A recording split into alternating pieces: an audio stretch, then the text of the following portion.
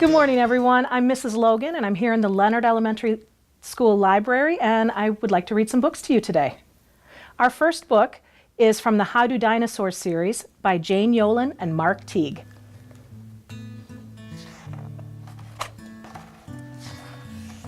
How does a dinosaur learn how to read? Does he skim through the pages with powerful speed? Does he use his new book as a shovel or bat? Play fetch with the dog? Throw books at the cat? Does he sound out the words or just take a quick look? Does she lose her huge temper, then jump on the book? Does she flip every page but not really look through it? Does she skip the hard words? Does a dinosaur chew it?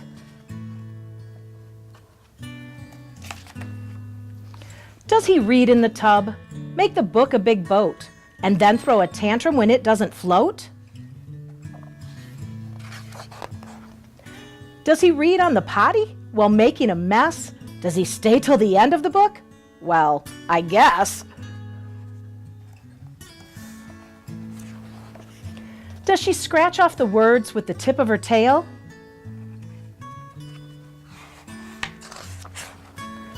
Does he have a big hissy when his reading skills fail? Does a dinosaur wail? No, she's kind to each book, to the cover and pages. She reads very carefully, never has rages. She reads out each word till she knows they sound right. When she snuggles in bed, Mama turns down the light. Then he calls to his parents, who stand by the door. Please, Mama, please, Papa, can I read one more? Tomorrow, tomorrow, little dinosaur.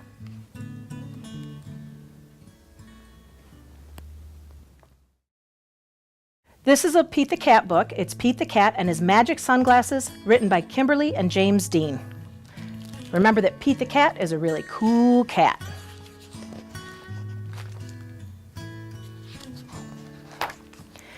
Pete the Cat did not feel happy. Pete had never, ever been grumpy before. Pete had the blue cat blues. Then, as if things were not bad enough, along came Grumpy Toad. Grumpy Toad was never happy. He always wore a frown. But Grumpy Toad was not grumpy today.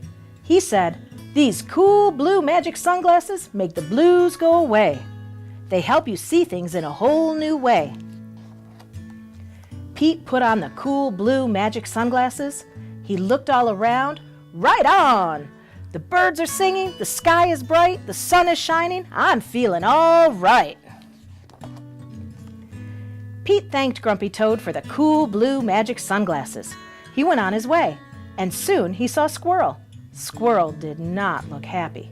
Pete said, "What's wrong, Squirrel?" "I'm so mad. Nothing is going my way. I only found one acorn today." Pete said, "Try these cool blue magic sunglasses. They help you see things in a whole new way." Squirrel put on the cool blue magic sunglasses and looked all around. "Awesome! The birds are singing, the sky is bright, the sun is shining. I'm feeling all right." Pete said goodbye to Squirrel and continued on his way. Soon he saw his friend Turtle. Turtle did not look happy. "What's wrong, Turtle?" Pete asked. "I'm so frustrated. Nothing is going my way. I am all upside down today." Pete said, "Try these cool blue magic sunglasses. They help you see things in a whole new way." Turtle put on the cool blue magic sunglasses and looked all around. Far out! The birds are singing, the sky is bright, the sun is shining. I'm feeling all right. Pete kept rolling along until he saw Alligator. Alligator did not look happy. "What's wrong, Alligator?" Pete asked. "I'm so sad. Nothing is going my way. No one wants to play with me today." Pete said, "Try these cool blue magic sunglasses. They help you see things in a whole new way." Alligator put on the cool blue magic sunglasses and looked all around.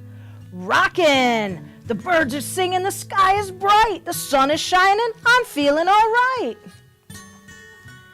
Pete was rolling along and feeling all right when suddenly he fell back. The cool blue magic sunglasses went crack. Uh-oh, Pete didn't know what to do without those sunglasses. Just then, Pete looked up at the tree. Wise old owl said, "Pete, you don't need magic sunglasses to see things in a new way. Just remember to look for the good in every day." Pete looked around without his sunglasses. "Too cool! The birds are singing, the sky is bright, the sun is shining. We're feeling all right."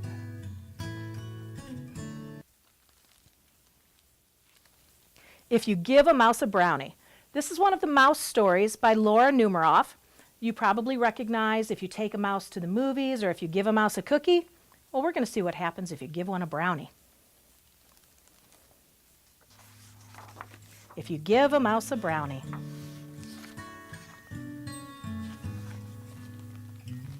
If you give a mouse a brownie, he's going to ask for some ice cream to go with it. When you give him the ice cream,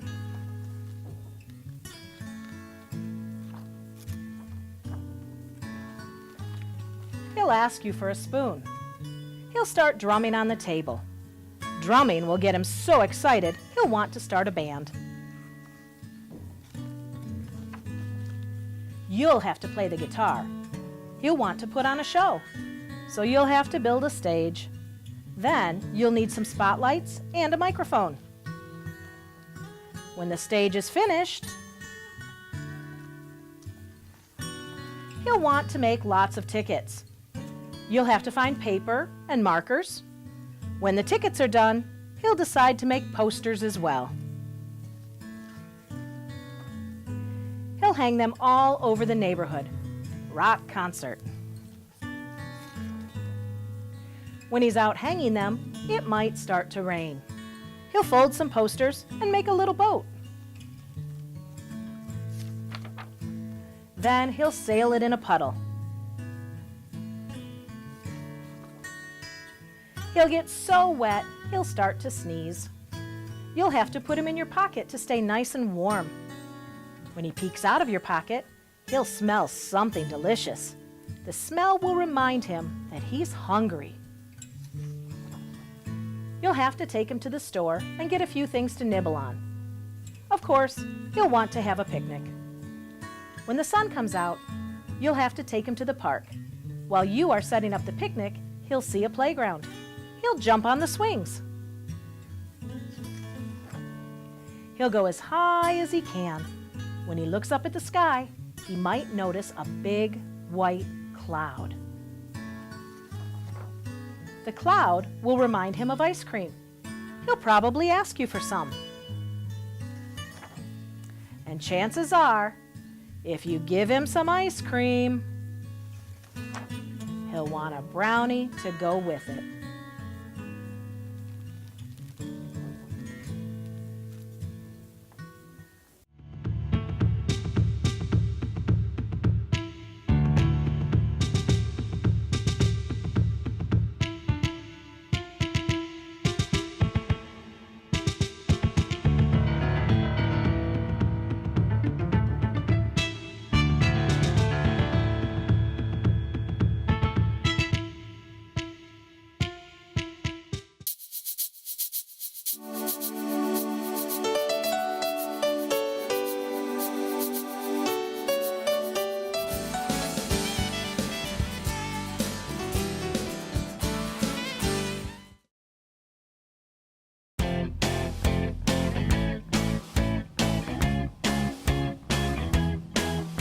Hi, my name is Debbie Ripto. I'm a member of the Addison Township Fire Department.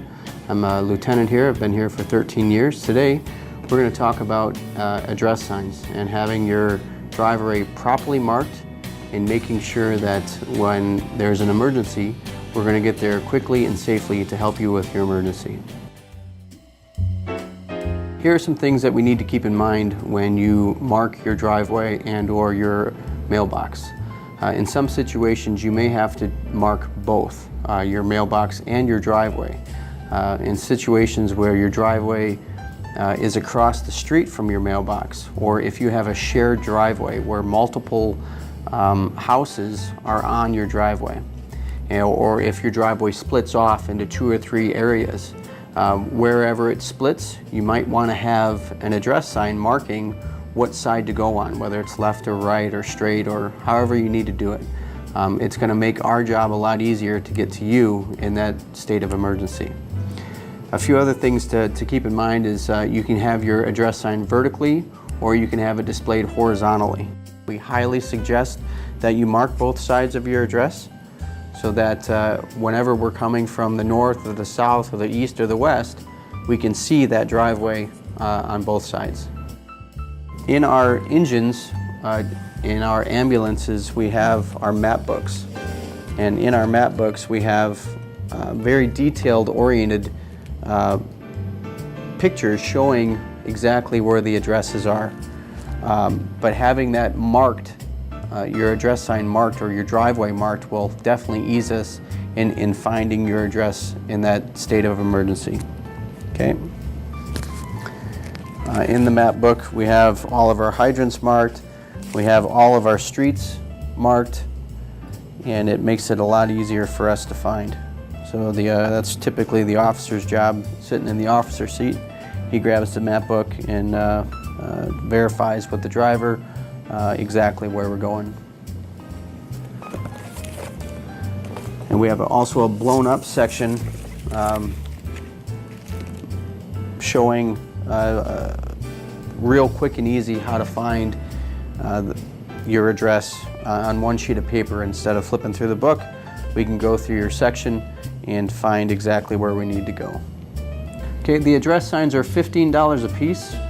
You can call the station at 248-628-5600 and request to have one filled out, or you can come to the station and have one filled out yourself. They're $15 a piece again, and it's definitely a good thing to have for your driveway and for us if we ever need to get there. Thank you very much for your time today. Again, my name is W. Ripto with the Addison Township Fire Department. Thank you and have a good day.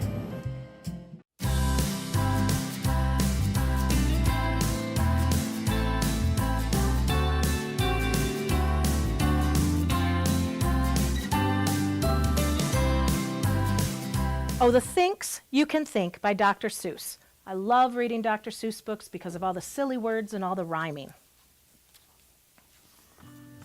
You can think up some birds. That's what you can do. You can think about yellow or think about blue. You can think about red. You can think about pink. You can think up a horse. Oh, the thinks you can think. Oh, the thinks you can think up if only you try. If you try, you can think up a guff going by.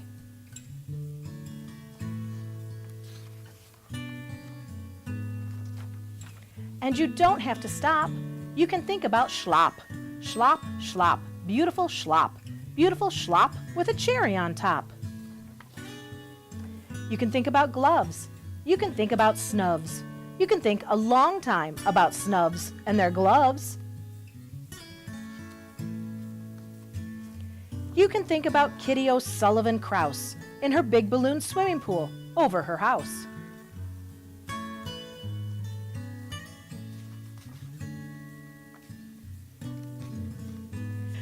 Think of black water. Think up a white sky. Think up a boat. Think of bloogs blowing by. You can think about night, a night in Nanup. The birds are asleep and the 3 moons are up. You can think about day, a day in Dudake. The water is blue and the birds are awake. Think, think and wonder, wonder and think. How much water can 55 elephants drink?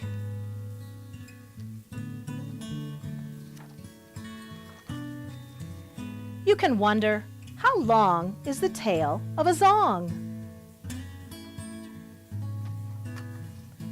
There are so many thinks that a thinker can think. Would you dare yank a tooth of the rinker-fink? And what would you do if you meet a jaboo? Oh, the thinks you can think. Think of Peter the postman who crosses the ice once every day and on Saturdays twice. Think. You can think any think that you wish. Think a race on a horse, on a ball with a fish. Think of light, think of bright. Think of stairs in the night. Think a ship. Think up a long trip. Go visit the Vipper of Vip. And left. Think of left. And think about Beft. Why is it that Beft always go to the left? And why is it so many things go to the right? You can think about that until Saturday night. Think left and think right, and think low and think high. Oh, the thinks you can think up if only you try.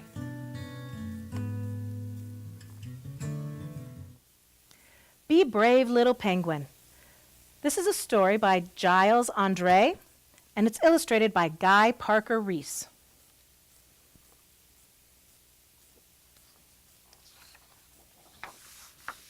This is a good story for all of us who are a little afraid of something, and we need to learn how to be brave.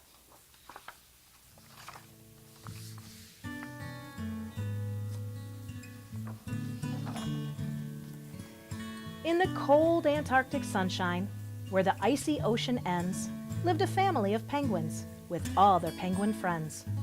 There were fat ones, there were thin ones, there were penguins short and tall. But little penguin Pip-Pip was the smallest one of all. And while the other penguins were out swimming wild and free, little Pip-Pip played alone, too frightened of the sea. Names like Scaredy Pip-Pip echoed in his ears. He was sad and he was lonely, but he couldn't show his tears.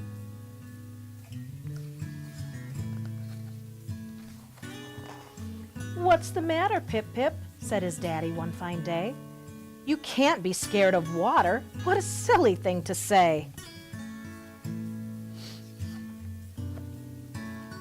"Be gentle," said his mommy, taking Pip-Pip by the hand.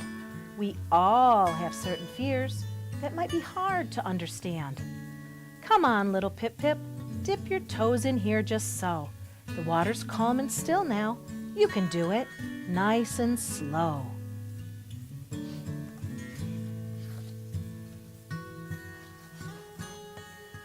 "But what if the water's freezing, Mommy? What if I get in and it's just too dark and deep for me? And what if I can't swim?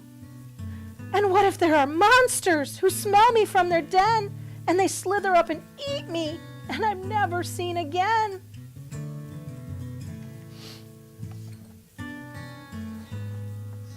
"I understand, little one," said his mommy with a kiss.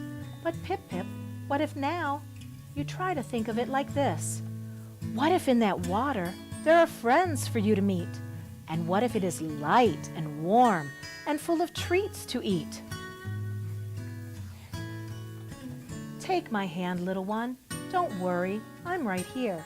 Please trust me, little Pip-Pip. Be brave and never fear."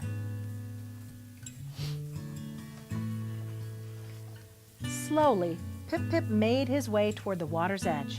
He stared down at the ocean from the slippery, icy ledge.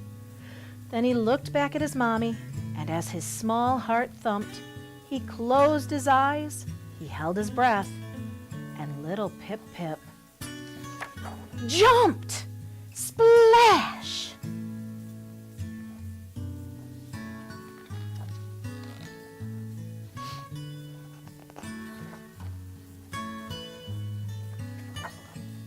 For a while, his mommy waited, Then she cried out, "Something's wrong! Pip-Pip, please, where are you? You've been under way too long."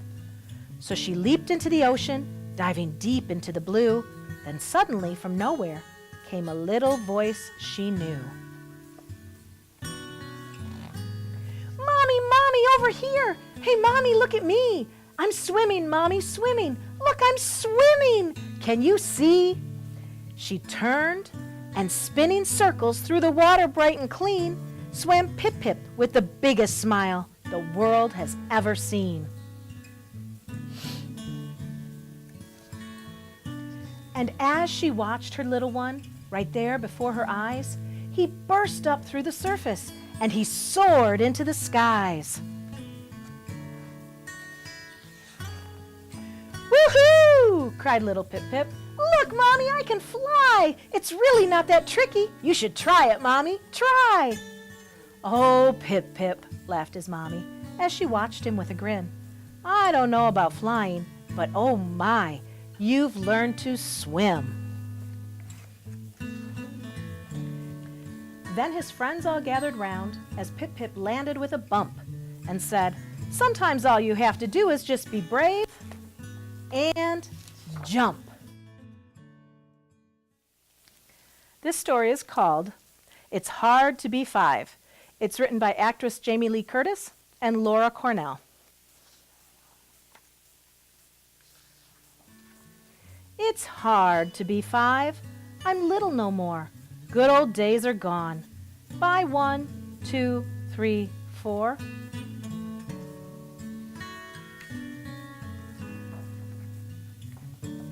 It's hard to be five. Just yelled at my brother. My mind says do one thing, my mouth says another.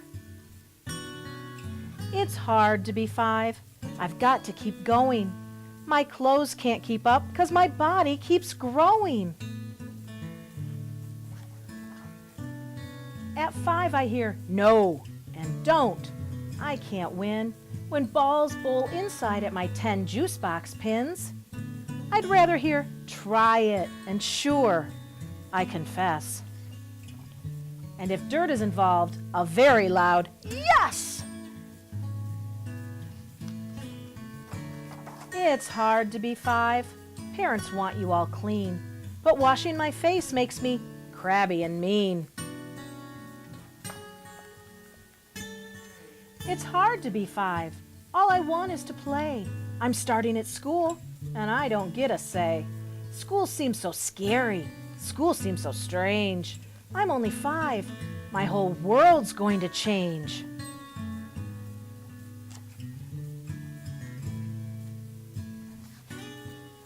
It's hard to be 5 and wanting to hit when Scott cuts in line and says, I did it. At 5, I do things that I don't mean to do, like when I bit Jake, 'cause he cut in line too. It's hard to be 5. It takes Superman skill. Sitting in circles, sitting so still. Sitting still. Still sitting still.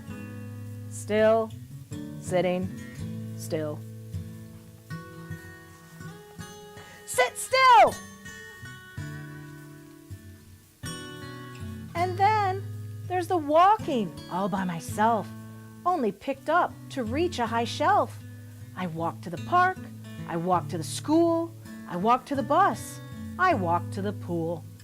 I walk to karate, I walk with closed eyes, I walk like a ninja, chopping bad guys.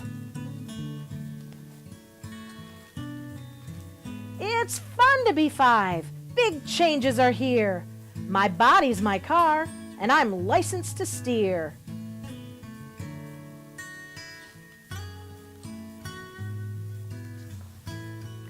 At 5, I'm a worker, a bee among bees. I build things and grow things, say thank you and please. Some fun things are hard, some hard things are fun. I know when to walk, I know when to run. I know when to stop, and I know when to go. I know when to push, and I know when to tow.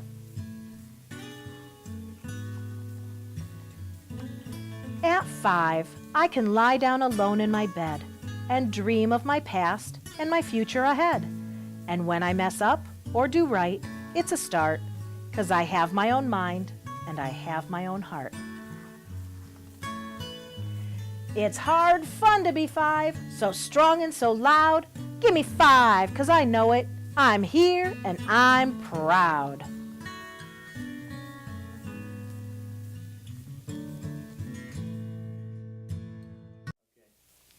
All right, this book, our last book, is A Frog in the Bog, written by Karma Wilson and Joan Franklin. There's a frog on the log in the middle of the bog. A small green frog on a half-sunk log in the middle of the bog. He flicks one tick as it creeps up a stick. One tick in the belly of a small green frog on a half-sunk log in the middle of the bog. And the frog grows a little bit bigger. He sees 2 fleas as they leap through the reeds. One tick, 2 fleas in the belly of the frog on a half-sunk log in the middle of the bog. And the frog grows a little bit bigger.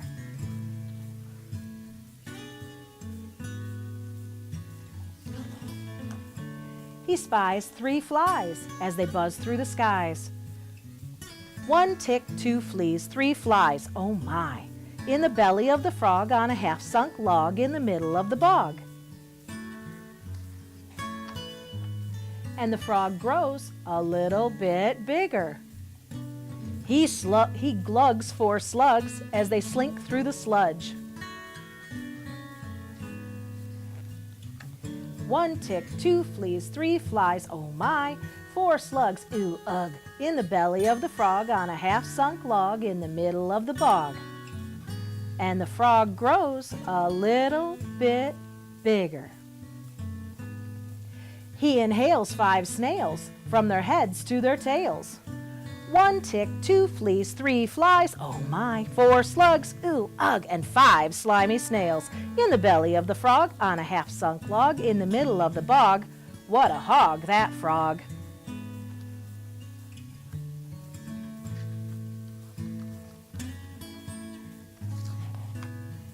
And the frog grows a little bit bigger. Then that log with the frog in the middle of the bog starts to rise, and the frog sees eyes.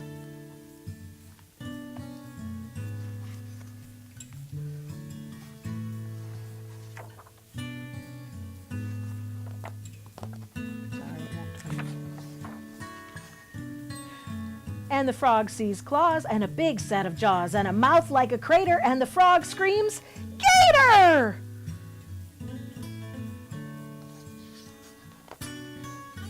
With his mouth open wide, all the bugs inside start to crawl and fly and to slither and slide. Out come 5 snails from their heads to their tails. 4 slugs, ooh, ugh. 3 flies, oh my. 2 fleas, dear me, and 1 tiny tick, ick. And right in the middle of his holler, that frog grows a whole lot smaller. "See you later," says the gator as he romps through the swamp, 'cause the itty-bitty frog isn't big enough to chomp. Now, the bugs in the bog keep away from that frog, and the frog never sits on a half-sunk log. I hope you enjoyed today's stories. Hope you learned a few lessons, and thanks for listening.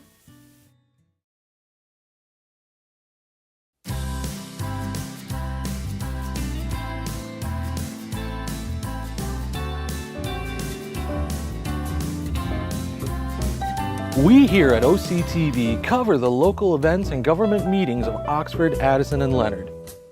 We also produce and edit programs for you viewers out there.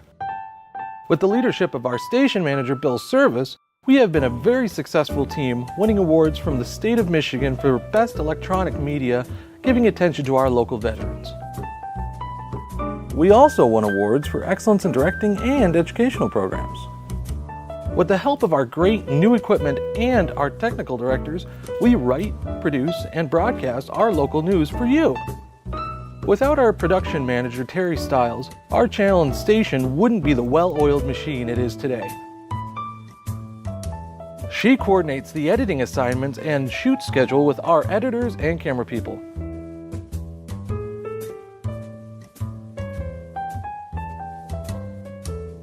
OCTV and its communities make a great team.